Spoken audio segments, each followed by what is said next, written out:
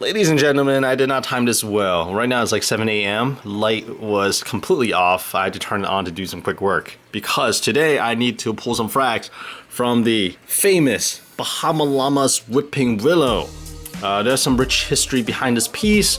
This came from Bahamallama's Remy himself from St. Louis, transported by my reef sensei Jim about 2 or 2.5 years ago. This coral has been a really slow grower for me in the mangrove tank before, until I moved it to this tank and gave it higher light and higher flow. I use the term hook up really loosely because this is one of the slowest growing coral for me, even compared to some of the SPS I have, but it is also one of the most in demand coral. A lot of people ask me whether I'm gonna frag to sell or trade it, and hey, 2 days a day. Put on my yellow gloves as always, and look.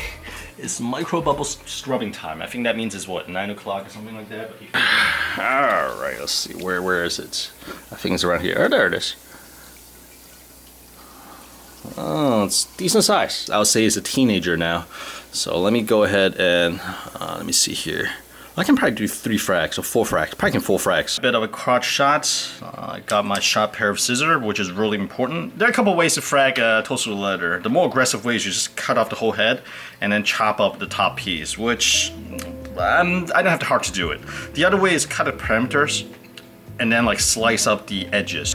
I do like to leave a little tentacles on this middle portion versus chopping the whole thing off. I don't know, I just like the look of tentacles. So we got these that we can slice up into individual frags. And I think 1, 2, 3, 4, we can probably do 4 or 5 here. Here you go. Dip in water a little bit. Let me return this back to the main tank. The most challenging part about these soft corals is mounting them. For one of them, I'm gonna try this method out. I temporarily super glue it onto the plug. I know it's gonna come loose as soon as they slime. But I super glue it to the plug, and I'm gonna put it inside this 3D printed mushroom cage that I got from Glen. Let's see, hook it through here so the stem comes through.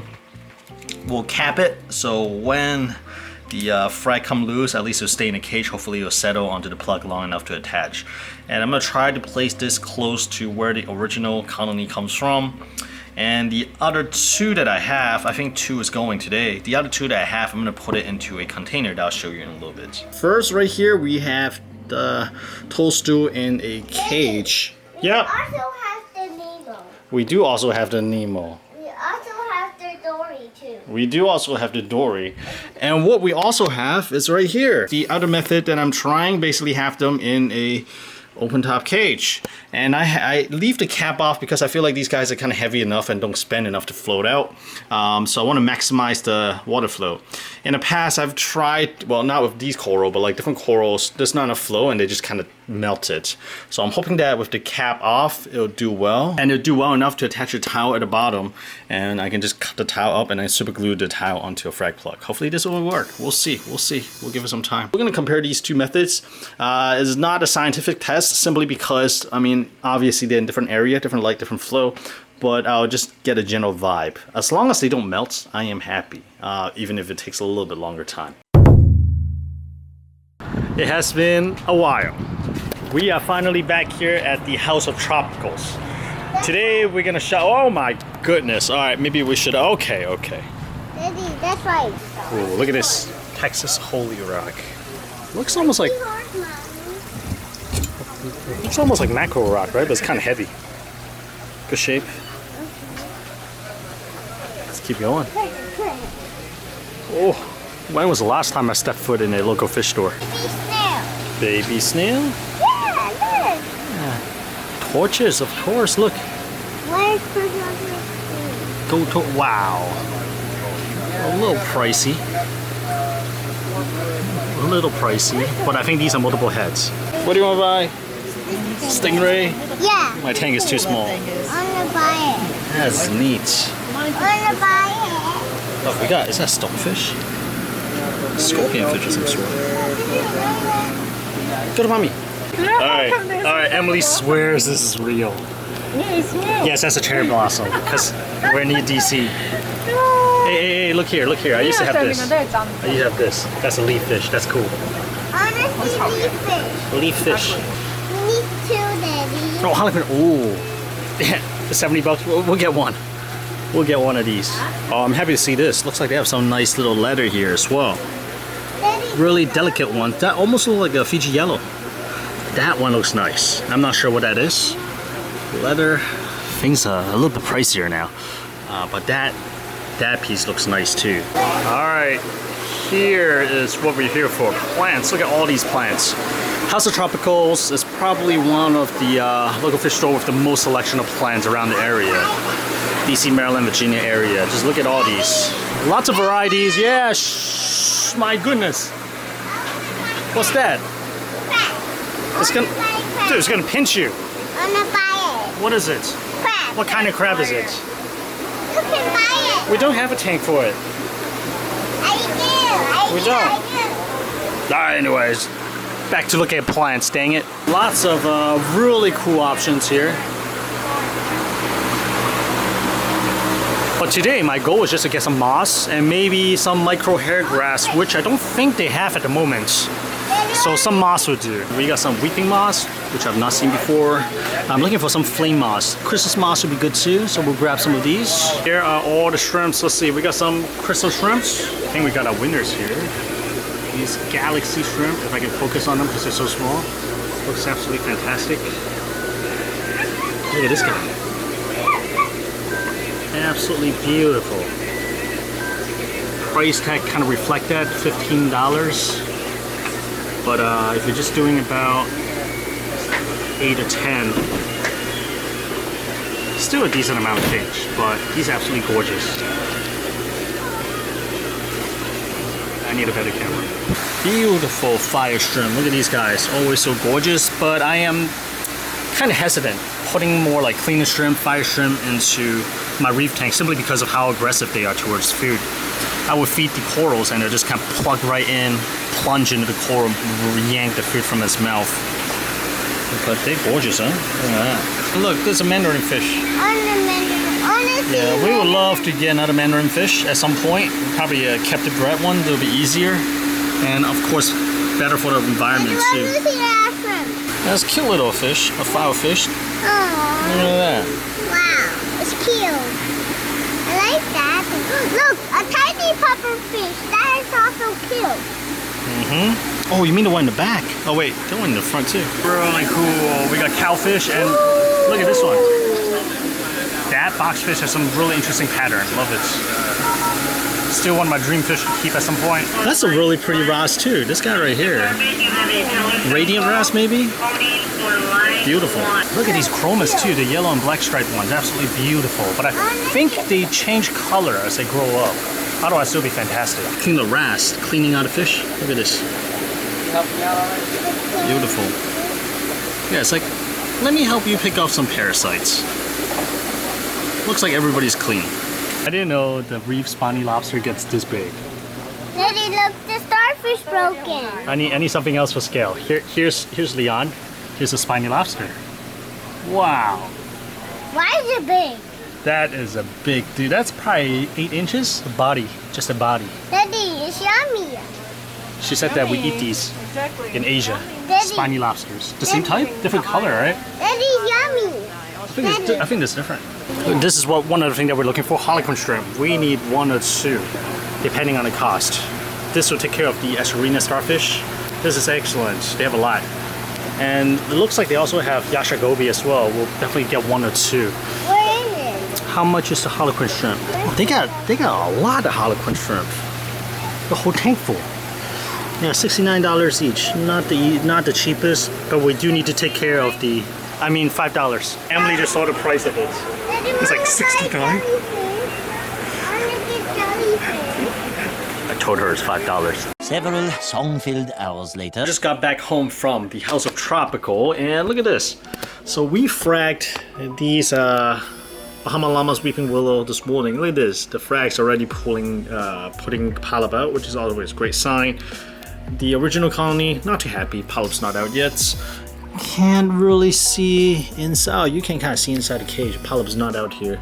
So, well, at least I think these ones seems to be a little bit happier. But right now we're gonna focusing on this box right here. This is the box that Lynn sent. I think most is for Jim, but there are 2 things in here that I'm really excited about.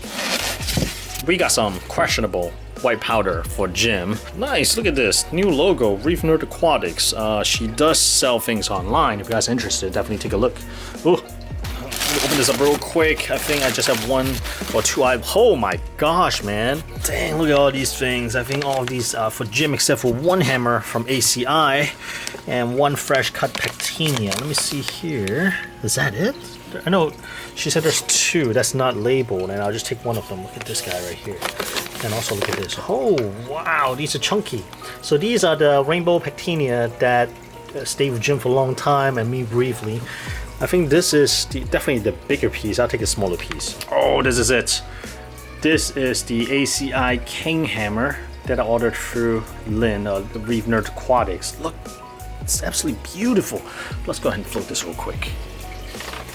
Oh, $69. And here it is, the Harlequin Shrimp.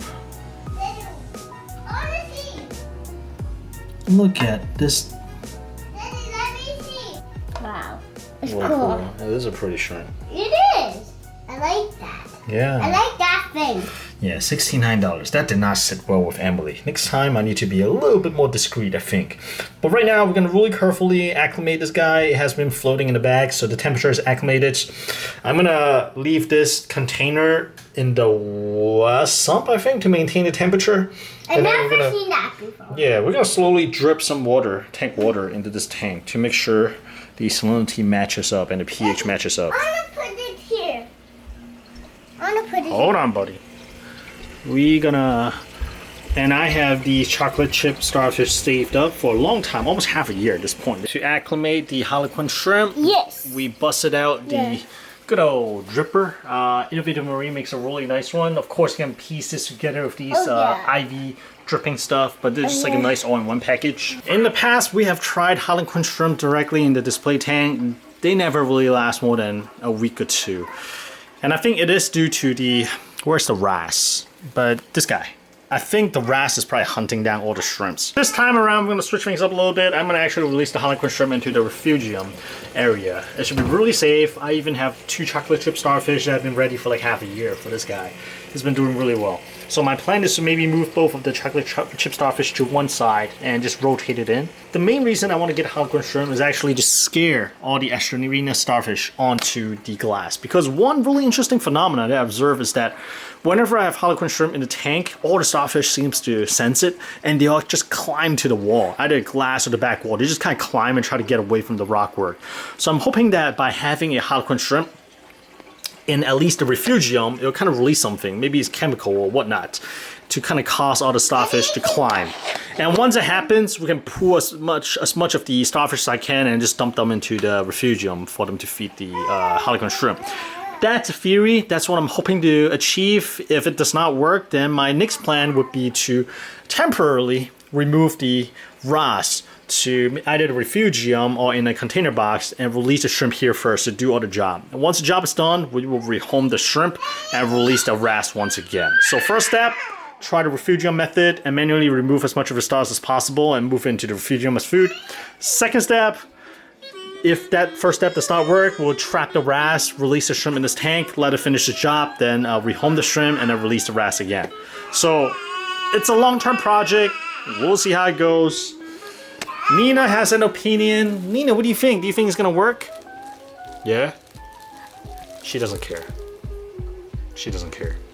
What do you think? Is it gonna work? Yeah. I'll release them onto the macroalgae. So we have something to grab onto. Can you There give you me go. my magnifier? The magnifier? Where is it? Okay. Let's see. Magnifier. Right there. Where is it? Right on top of the macroalgae, right there. Wow. Alright, here's a little starfish. Oh, I dropped it. Alright, second try. Second try. Second try.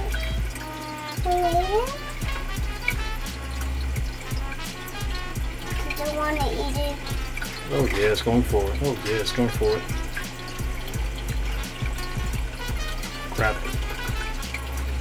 Oh yeah, got it. Got it. Did you want more Yeah, I think starfish? he likes it. Whoa! Look at this. Lynn put in 2 extra coral for me. Look at this guy. Something plate. I need to get the actual name later. Next to it, we got a coral that my reef sensei Jim hooked me up with. I specifically asked for a tiny one because I wanted to grow conforming to the rock. So right now I'm looking for the perfect rock to grow it on, hoping that it'll kind of conform to the rock a little bit versus going wild. I'm hoping to place it right there so that it'll spread across the rock. Hopefully. They're really slow growers though, so we'll see how it goes. The other coral that Lynn hooked me up with is this guy. She did not give me the name of it. She just kind of intentionally left it off. It has really interesting texture on the trunk. I think once it gets a little bit larger, it'll be more apparent. But this is a really nice surprise. And the main reason I met up with Lynn today is for this guy. So through her, I was able to purchase this. This is a ACI release. They now have a royal line called King, the Queen, the Prince, and Princess. This is the King. This looks absolutely gorgeous. Even more gorgeous in person because it actually has like a nice orange tint to the tips. And back there, I have the Prince of Darkness that I got from a while back. It looks pretty much black except for the white rim. And the white rim is starting to come in for some of the, I guess, the more mature polyps. The other parts is mostly black for the most part, so it was okay. But this is nice. This I'm really happy with. Oh wow, the Harlequin Shrimp wastes no time. Within 15 minutes, being inside the refugium, immediately found the chocolate chip starfish. This is a part that I don't really like. But I understand that, you know, there's a food chain there. There's certain things that certain animal eats, and Harlequin shrimp just eat starfish. So my thinking is to just fatten the Harlequin shrimp first, help it adjust it to the tank, let it eat the chocolate chip, and that's one of the main reasons why I got the chocolate chip starfish almost half a year ago. I think the next step is for the shrimp to kind of flip the starfish over. I'm not sure if we can do it. We'll see. Later that night. All right, check this out. I knew it. Look at this. All the Asterina starfish just trying to get the heck out of this tank. So I'm gonna, after dinner, collect all these, dump them in the refugium. I know some people don't mind them, but dude, I swear the ones I got, at least they go for zoas, especially the cracking kind, like the GMK, as well as I've seen them on other chaos as well. So I am not a fan of them. Alright y'all, now it's the morning after. Here's the results. Wow, look at this.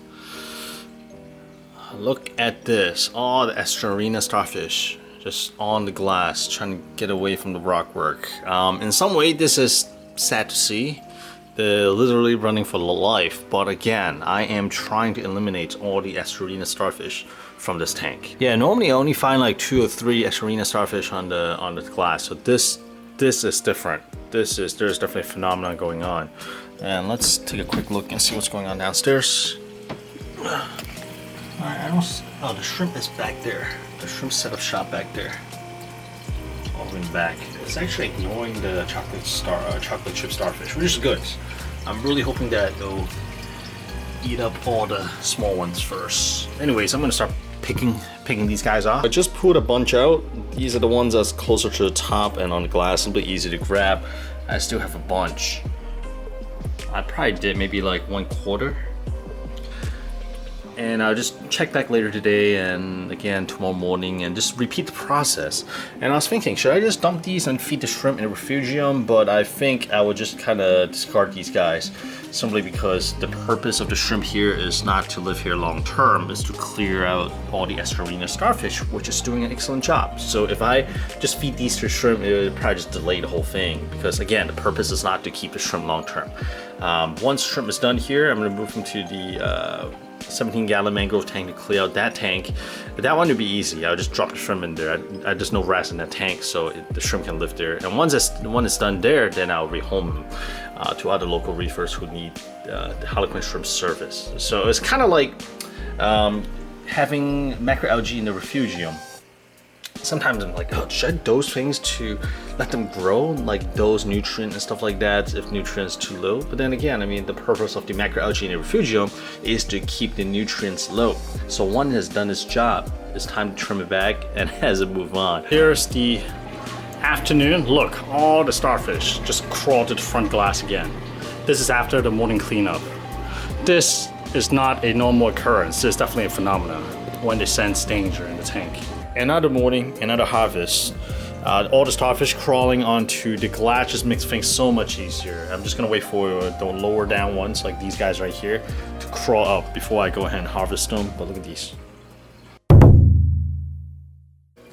Now I've done it. I broke Johnny Bravo's leg. Oh man, that's too bad. I think the most sane thing to do, it's obviously split these in half and then cut a flat base so I can glue them onto a frag plug. It is about time I had to divide this colony anyways, otherwise the larger polyps are gonna block the smaller one. So may as well, it's a matter of time. Looking at this, I think the best move is probably cut here. Because if I cut here, I feel like it's a little bit close to the branching. So I'm afraid if I cut here, if I just cut a little bit too close, I'll end up with 3 frags instead of 2. Which may not be a bad thing. Nice flat base thanks to the dremel tool. And then we got this piece here. Also great flat cut. Just super glue this. I probably need epoxy actually. 2 weeks later. Alright ladies and gentlemen, just want to show you how the corals looks right now, and I gotta keep an eye on this little girl as well. First up, the really sad looking Bahamallama Weeping Willow. It got like a mohawk now, but I'm happy to report, look at this. They are doing really well. In fact, I think they have attached to the tile already. I think the flow in there is just perfect. Enough flow that they don't melt, and not so much that they get blown around and not get attached. So these are perfect. I think they're ready to go. These are actually really chunky frags, and both of them are spoken for already. One of them is actually gonna make a really special trip with me really soon. So look forward to that video. That's gonna be a really interesting video. The outer Weeping Willow frag that I have, it kind of extends its polyp half-heartedly once in a while. This is actually one of the larger pieces too. It's not really like in the cage. So I think what I'm gonna do is to actually mount these guys on frag plug now, and gonna move this into the mushroom container, let it attach. So I think in my particular case, the mushroom open top box definitely works a lot better than the frag cage like this. Over here, you may have caught glimpses of this awesome looking SPS. These came from Box Reef, a awesome local Reef Club member.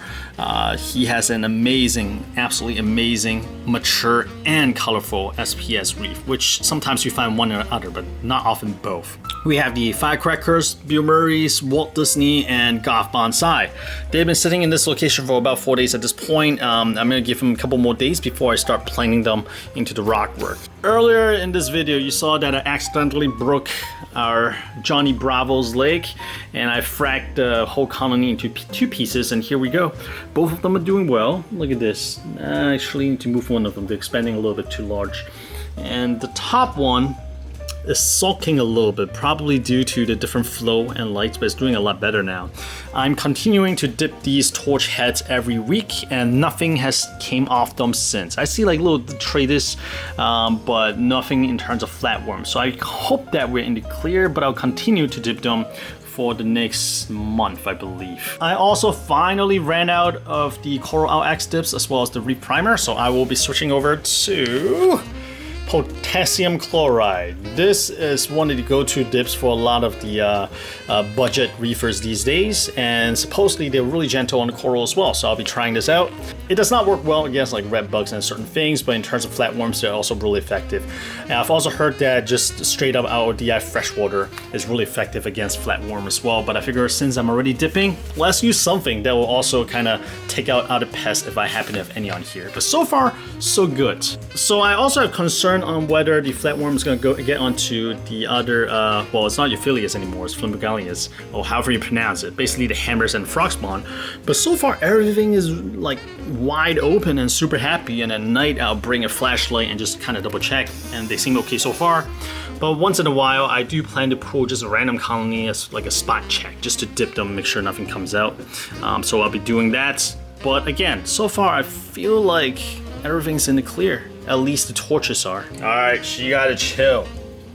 I'm gonna wrap this up. But the tank so far, it's back into the swing of things, and things are growing really well. SPS started taking off again, which is fantastic. Electric Miyagi Tort started growing upwards, starting to develop almost like different tiers. Normally, in the beginning, it just kind of played out. Now it's kind of building up, which is great. The goldenrod fully reclaimed its color. Same thing with that one, it was a little bit pale before. The slime bowl over here is actually growing over its previous dead spots. It's actually fighting the red slime algae or whatever algae that is and actually winning, so that is awesome too. Some nice surprises that if you look over here, I actually have some remnants of SPS that I pulled out. The entire colony bleached out, died, I pulled it off, but you see some of the forest fire digitata coming back. You see a little bit of Goth bonsai growing right there as well, and then to my dismay, I see a little bit of the sunset Monty. That thing just won't die. Also, whatever that is, it looks almost like fox flame. Some of the tip is starting to color up again, so that is good. I feel like the tank, it's pretty much recovered and it's starting to truck along again. All right, I better cap this video off before our girl Nina here falls into this little tank right here. I have a fun little project planned for this. Actually, maybe, I don't know. But I do have 15 mangrove pots sitting upstairs waiting for me to get established. So I'll go do that. I hope you guys enjoyed this video. If you did, I would appreciate a thumbs up. My question to you is, between the New York Knicks Gold Torch and the Bahamallama Weeping Willow leather, which one do you like better and why? Hope you guys have a fantastic week and I'll see you guys next video.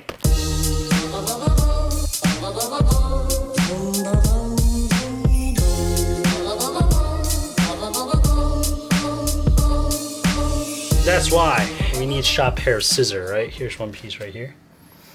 Look at this. Looks spongy, right? Oh, look at those juice coming out, man.